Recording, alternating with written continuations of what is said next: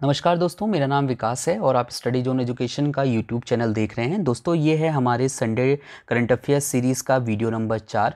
Basically यहाँ पर हम लोग हर संडे को जो है एक टेस्ट लेते हैं करंट अफेयर का, जिसमें मैं ज़्यादा क्वेश्चन नहीं 20 से 25 क्वेश्चन रखता हूँ।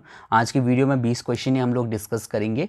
तो जैसा कि मैं आप सभी को पता है कि मैं डेली जो आपको करंट अफेयर्स पढ़ाता हूँ, तो उस करंट अफेयर्स को पढ़ने के बाद हमें कितनी चीज़ें याद हो रही हैं, कितनी हमारी तैयारी चल रही है, वो जानने के लिए हम टाइम टू टाइम पे जो है टेस्ट हमें देना ही चाहिए, ताकि उससे हमें अंदाज़ा लग सके कि हमारी जो तैयारी है वो कैसी चल रही है। तो इस वीडियो में इन 20 क्वेश्चन में से आप मुझे कमेंट करके बता सकते हैं अपना आंसर, और साथ ही साथ वीडियो के लास्ट में आप मुझे बताइएगा कि 20 में से टोटल आपने कितने सही किए हैं।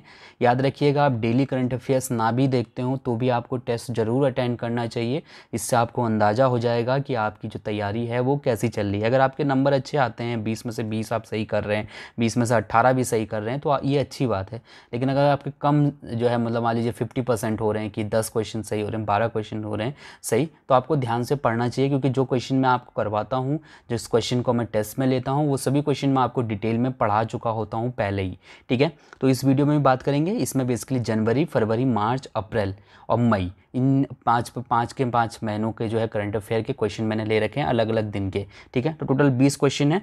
रेंडमली जो इंपॉर्टेंट क्वेश्चन है दिखे थे मेरे को, उस क्वेश्चन में से मैंने ये क्वेश्चन बनाए हैं। ठीक है, और आपसे रिक्वेस्ट है कि अगर आप पहली बार इस चैनल पे आए हैं तो चैनल को ज़रूर सब्सक्राइब करें।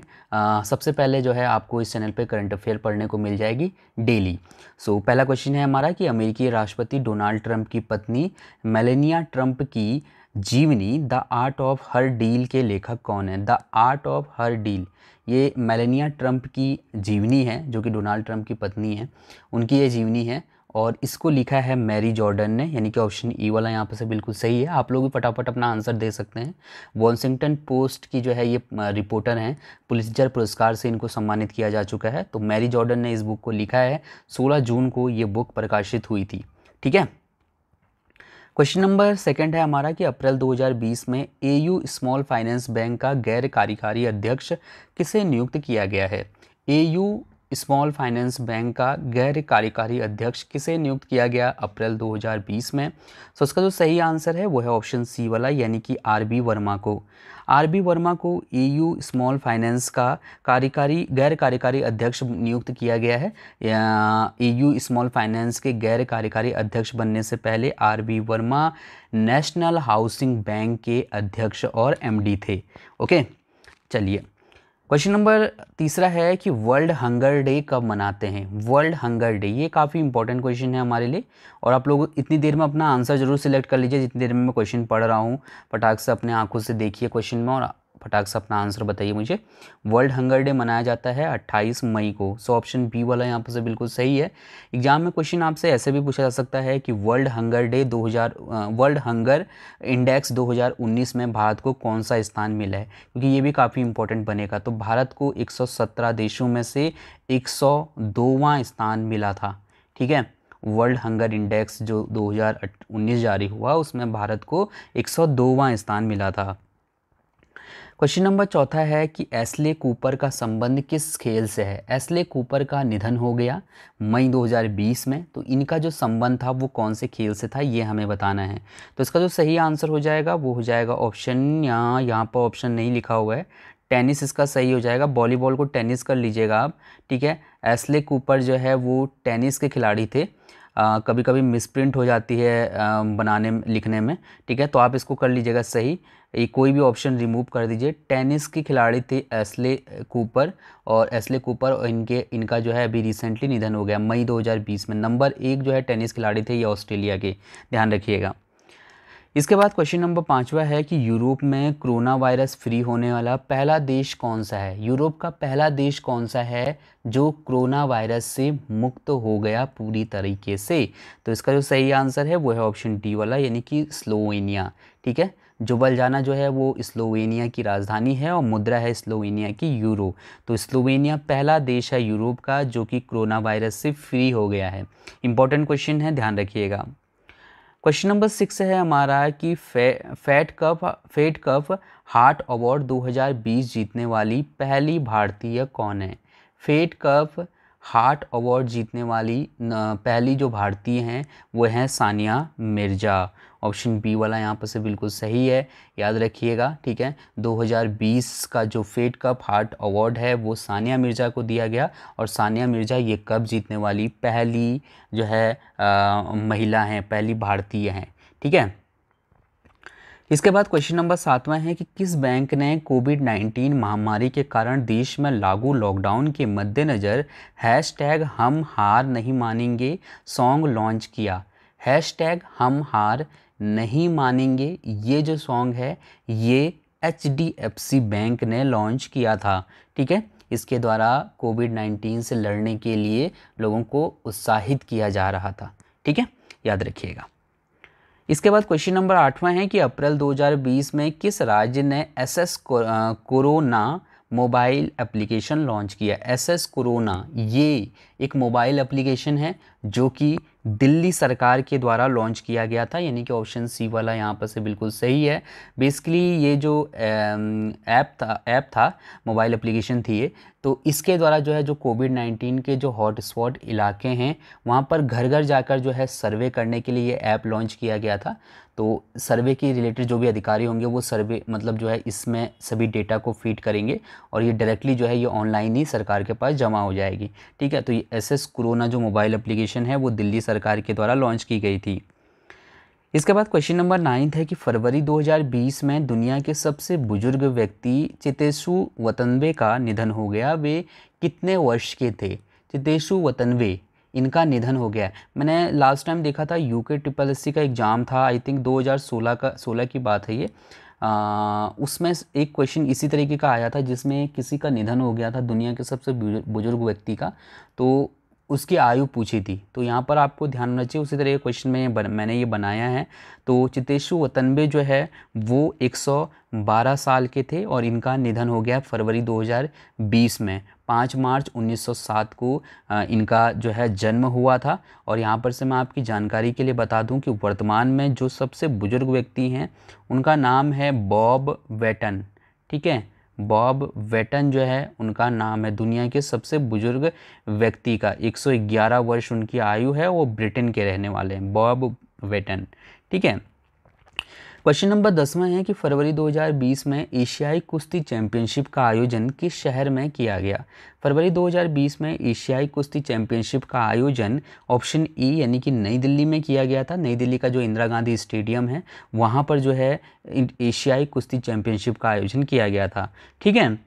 इसके बाद क्वेश्चन नंबर 11वां है कि राष्ट्रीय महिला दिवस कब मनाया जाता है। राष्ट्रीय महिला दिवस, राष्ट्रीय महिला दिवस हम लोग हर साल को, यहाँ पर देखिएगा डेट लिख लीजिएगा, हम 12-13 कर लीजिए, इसको सही कर लीजिए, ठीक है।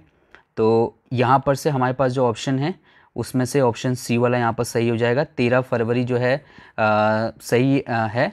राष्ट्रीय महिला दिवस जो है वो 13 फरवरी को मनाया जाता है। कभी कभी जो है कुछ पॉइंट में यहाँ पर मिसप्रिंट हो जाती है। मिसप्रिंट क्या, शब्द जो है अपने आप गायब हो जाते हैं जब पेज को प्रिंट किया जाता है, तो उसको इतना माइंड मत करिएगा, ठीक है।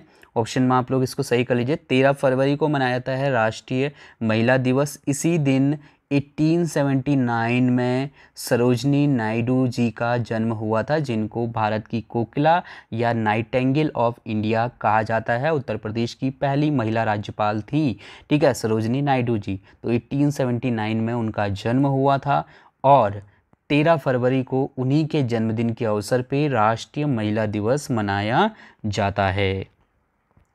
क्वेश्चन नंबर 12वां है कि फरवरी 2020 में किस राज्य में जलवायु परिवर्तन पर अंतर्राष्ट्रीय सम्मेलन का आयोजन किया गया।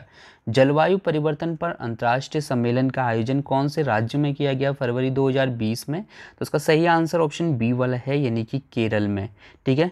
केरल में ये जो है जो ये सम्मेलन था ये अंतर्राष्ट्रीय जलवायु परिवर्तन पर अंतर्राष्ट्रीय सम्मेलन, इसको क्लीन फिश कॉन 2020 भी बोला जाता है, ठीक है। तो याद रखिएगा। और ऑप्शन में मान लीजिए क्वेश्चन कुछ इस तरीके से बन के आता है कि किस राज्य में क्लीन फिश कॉन 2020 का आयोजन किया गया, तो आपको यहाँ पर ध्यान होना चाहिए केरल में, ठीक है।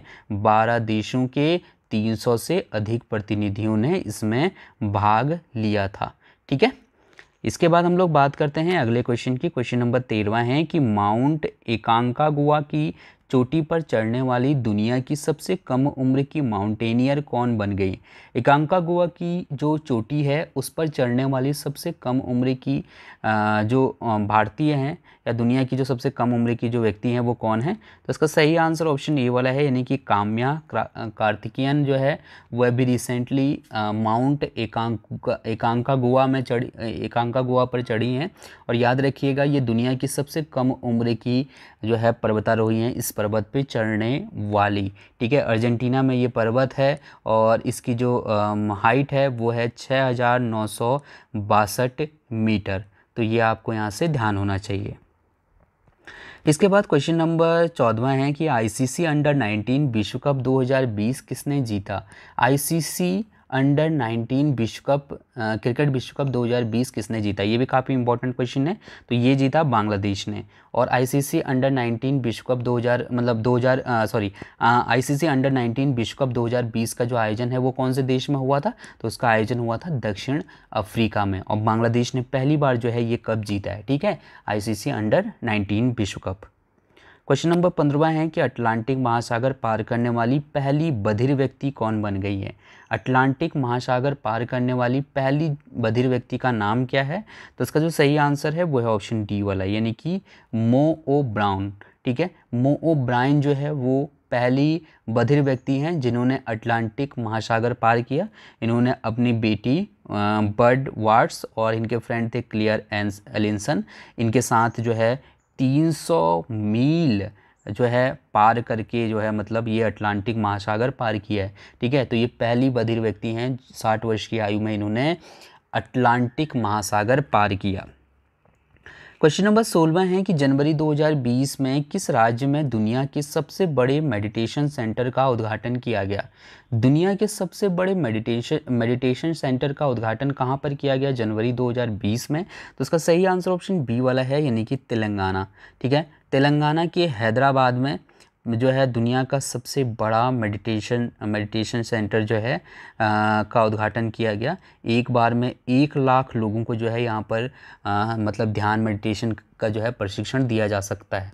ठीक है, तो याद रखिएगा तेलंगाना के हैदराबाद में जो है दुनिया का सबसे बड़ा मेडिटेशन सेंटर का उद्घाटन किया गया जनवरी 2020 में। क्वेश्चन नंबर 17 है कि वर्ष 2022 में किस शहर में देश की पहली अंडर वाटर मेट्रो शुरू की जाएगी? 2022 में किस शहर में देश की पहली अंडर वाटर मेट्रो शुरू की जाएगी? तो इसका जो सही आंसर है वो है ऑप्शन ए वाला, यानी कि कोलकाता में। कोलकाता में हुबली नदी है, उसके नीचे से जो है ये प्रोजेक्ट बन रहा है। तो हुबली नदी के नीचे से जो है मतलब ये मेट्रो जाएगी। ठीक है, तो ये याद रखिएगा अंडर वाटर मेट्रो जो है 2022 में शुरू की जाएगी कोलकाता में। ठीक है, ये देश की पहली अंडर वाटर मेट्रो होगी।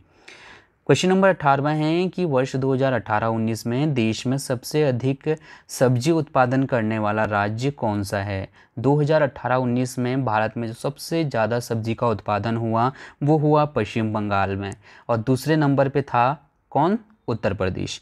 पश्चिम बंगाल में 2018-19 के दरमियान 29.55 मिलियन टन जो है सब्जियों का उत्पादन हुआ, जबकि उत्तर प्रदेश में 27.71 मिलियन टन सब्जियों का उत्पादन हुआ। इन केस अगर आपसे सब्जी की जगह पर फल पूछ लिया जाए, यानी कि सबसे अधिक फल उत्पादन करने वाला राज्य कौन सा है, तो आपको उस कंडीशन में याद होना चाहिए कि सबसे अधिक फलों का जो उत्पादन है वो आंध्र प्रदेश में किया गया, उसके बाद महाराष्ट्र और फिर जो है अपना यूपी हो जाएगा। ठीक है, तो ये टॉप 3 हैं जिन्होंने फलों का सबसे ज़्यादा उत्पादन किया है 2018-19 में। और सब्जियों के मामले में पश्चिम बंगाल पहले स्थान पे है और उत्तर प्रदेश दूसरे स्थान पे है। क्वेश्चन नंबर 19वां है कि कृषि भूमि को पट्टे पर देने वाला पहला राज्य कौन सा है?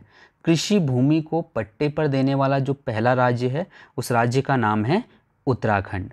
उत्तराखंड में जो कृषि भूमि है उसको पट्टे पर, यानी कि जो लीज़ होती है, लीज़ पर दिया जा सकता है। ठीक है, तो जो भी कंपनियां हैं या फिर जो छोटे व्यवसाय हैं, अगर वो लीज़ पर कृषि भूमि को लेना चाहते हैं तो वो 30 साल तक की जो है लीज पर ले सकते हैं किसान से। ठीक है, यानी कि जैसे एक तरीके से कहते हैं ना, जैसे किराए पे हम लोग कोई घर मकान लेते हैं तो उसी तरीके से खेत भी जो है किराए पे लिया जा सकता है। 30 साल की जो है लीज़ पे लिया जा सकता है 30 साल के, और उसके बदले में जो है किसान को पैसा दिया जाएगा, किराया दिया जाएगा।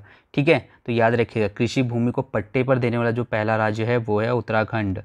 इसके बाद क्वेश्चन नंबर 20वां है कि जनवरी 2020 में कृषि मंथन का पहला संस्करण किस राज्य में आयोजित किया गया। कृषि मंथन का जो पहला संस्करण है वो गुजरात में आयोजित किया गया। सो ऑप्शन ए वाला यहाँ पे से बिल्कुल सही है। याद रखिएगा कि यह एशिया का सबसे बड़ा खाद्य, कृषि, व्यवसाय और ग्रामीण विकास शिखर सम्मेलन था, जिसका आयोजन गुजरात के अहमदाबाद में किया गया था। तो ये आपको यहाँ से ज़रूर पता होना चाहिए, जनवरी 2020 में इसका आयोजन किया गया था।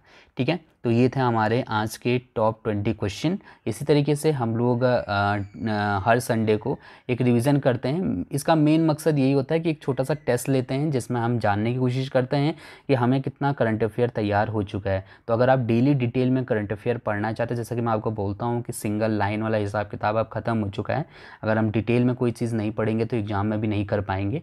तो अगर आप डिटेल में करंट अफेयर पढ़ना चाहते हैं, घटनाओं को समझना चाहते हैं देश और दुनिया से रिलेटेड, तो आप इस चैनल को ज़रूर सब्सक्राइब करें। मैं डेली आपको डिटेल में चीज़ों को समझाता हूँ और उम्मीद करता हूँ कि आने वाले टाइम में ये हमारी जो करंट अफेयर सीरीज़ है जो कि डेली चलती है, ये आपके लिए काफ़ी ज़्यादा बेनिफिशियल होगी। So thank you so much इस वीडियो को देखने के लिए। आपका दिन शुभ हो। धन्यवाद। अगर कोई कन्फ्यूज़न होगा तो आप कमेंट करके पूछ सकते हैं। Thank you.